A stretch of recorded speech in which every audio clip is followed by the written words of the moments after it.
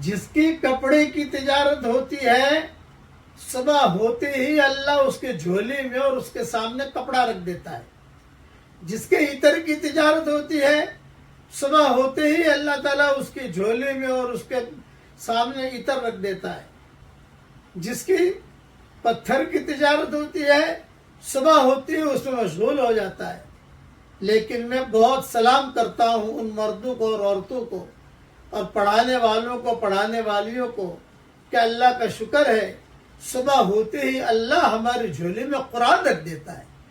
جس کی جھولی میں صبح ہوتے ہی قرآن آ جائے، قال اللہ قال رسول آ جائے، وہ ہمیشہ نیک بخت رہے گا، کبھی بھی بدبخت نہیں ہو سکتا. ہمارے دن کی ابتدا اللہ کے کلام سے ہونی چاہیے اور فجر کی نماز سے ہونی چاہیے.